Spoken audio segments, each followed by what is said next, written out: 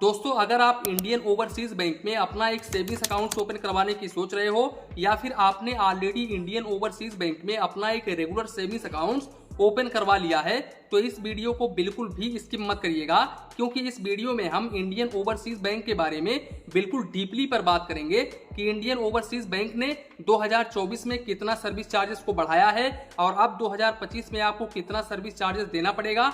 इसके अलावा Indian overseas bank कैसा बैंक है, इस बैंक में आपको अपना एक सेविंग्स अकाउंट ओपन करवाना चाहिए या फिर नहीं ओपन करवाना चाहिए, तो यहाँ पर हम सारे के सारे पॉइंट्स को लेकर के चलेंगे।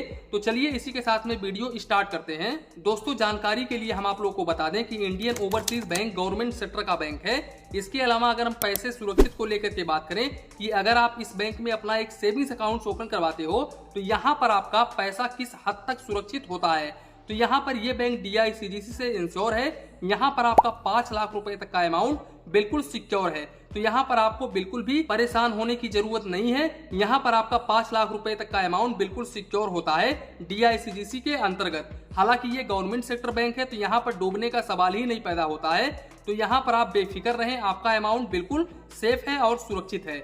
बात करें अगर हम मोबाइल बैंकिंग और इंटरनेट बैंकिंग की, तो यहाँ पर इनके मोबाइल बैंकिंग एप्लीकेशंस के ऊपर 3.9 का रेटिंग है। इसके अलावा 5 मिलियन प्लस लोगों ने डाउनलोड किया हुआ है इस एप्लीकेशंस को, तो यहाँ पर हम कह सकते हैं कि थोड़ा बहुत अच्छा है इनका एप्लीकेशंस, लेकिन इतना भी अच्छा नहीं है। अगर हम Punjab national bank, bank of Baroda, state bank of India, इसके अलावा यूनियन बैंक ऑफ इंडिया, इन बैंकों के मोबाइल बैंकिंग से कंपेयर करें इंडियन ओवरसीज बैंक के मोबाइल बैंकिंग को, तो यहाँ पर इंडियन ओवरसीज बैंक का मोबाइल बैंकिंग इतना शानदार नहीं है। बात करें अगर हम कर्मचारियों के व्यवहार को लेकर के, तो जैसा कि आप लोग जानते हैं कि Indian overseas bank government sector का बैंक है, तो गवर्नमेंट सेक्टर में कैसे होते हैं कर्मचारी वो तो आप लोगों को पता होगा। यहाँ पर मुझे कुछ एक्सप्लेन करने की जरूरत नहीं है, क्योंकि आप लोग जानते ही होंगे कि यहाँ पर गवर्नमेंट सेक्टर में यानी कि गवर्नमेंट बैंक में ज्यादातर कर्मचारी लापरवाह होते हैं, लेकिन सिटी में अगर आप जाओगे तो वहां पर कर्मचारियों का व्यवहार काफी अच्छा होगा कस्टमर के प्रति।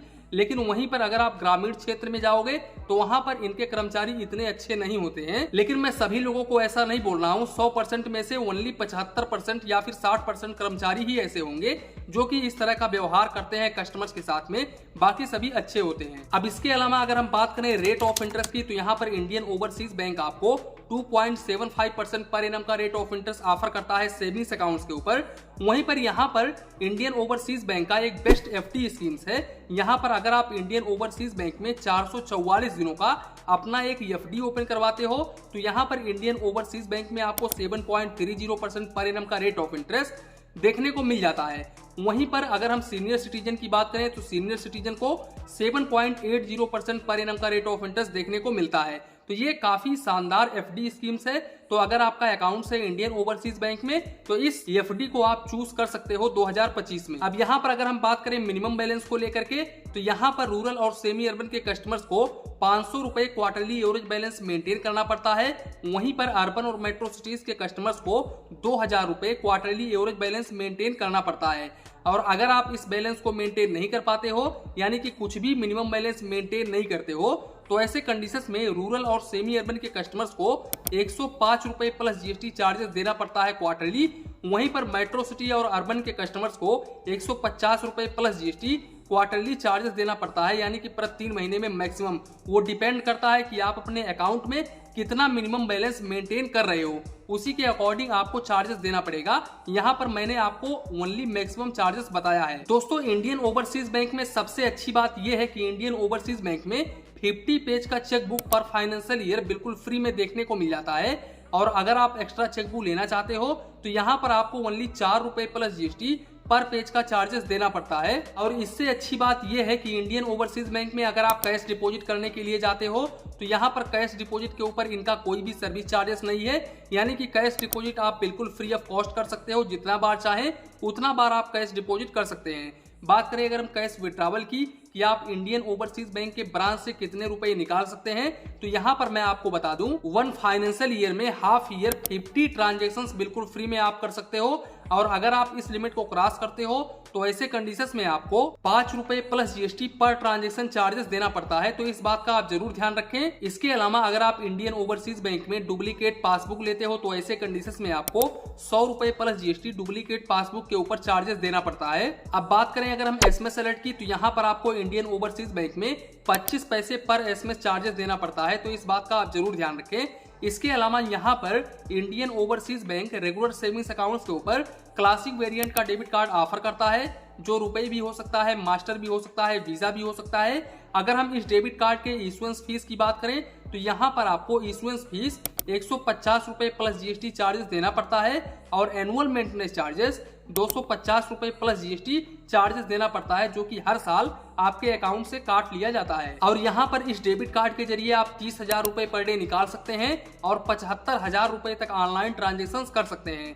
बात करें अगर हम काउंट ऑफ ट्रांजेक्शन की तो यहाँ पर इनके ओन बैंक के एटीएम से मंथली आप 10 फाइनेंशियल और नॉन फाइनेंशियल ट्रांजेक्शन बिल्कुल फ्री में कर सकते हैं। और अगर आप इस लिमिट को क्रॉस करते हैं तो ऐसे कंडीशंस में फाइनेंशियल ट्रांजेक्शंस के ऊपर 10 रुपए प्लस जीएसटी और नॉन फाइनेंशियल ट्रांजेक्शंस के ऊपर 5 रुपए plus GST per transaction charges देना पड़ता है। इसके अलावा इनके एटीएम कार्ड से दूसरे बैंक के एटीएम से मंथली आप 5 फाइनेंशियल और नॉन फाइनेंशियल ट्रांजेक्शंस कर सकते हैं।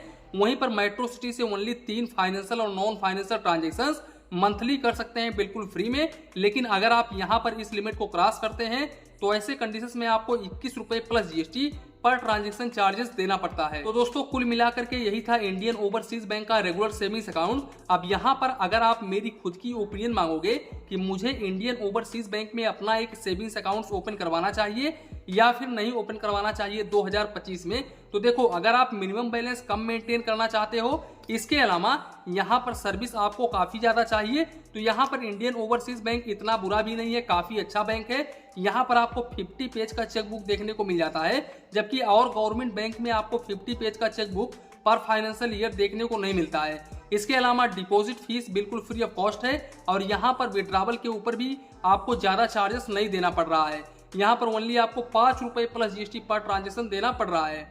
यहाँ पर ओनली डिसवांटेज ये है इंडियन ओवरसीज बैंक का कि एटीएम कार्ड के ऊपर आपको 50 रुपए थोड़ा ज्यादा देना पड़ता है और गवर्नमेंट बैंक में आपको ओनली 200 रुपए प्लस जीएसटी, 150 रुपए प्लस जीएसटी, पीएनबी को छोड़ करके बाकी जितने भी गवर्नमेंट बैंक है उन सभी गवर्नमेंट बैंकों में ज्यादातर आपको 200 रुपए प्लस जीएसटी डेबिट कार्ड का एनुअल फीस देखने को मिलता है। तो दोस्तों ये बैंक काफी अच्छा बैंक है, यहाँ पर अपना एक रेगुलर सेविंग्स अकाउंट ओपन करवा सकते हो। तो इसी के साथ में वीडियो समाप्त करते हैं। वीडियो पसंद आया हो तो प्लीज वीडियो को एक लाइक करिए और अपने चैनल फाइनेंस बैंकिंग को सब्सक्राइब करिए। मन में कुछ डाउट हो, कंफ्यूजन हो तो प्लीज कमेंट करिए। धन्यवाद, मिलते हैं नेक्स्ट वीडियो।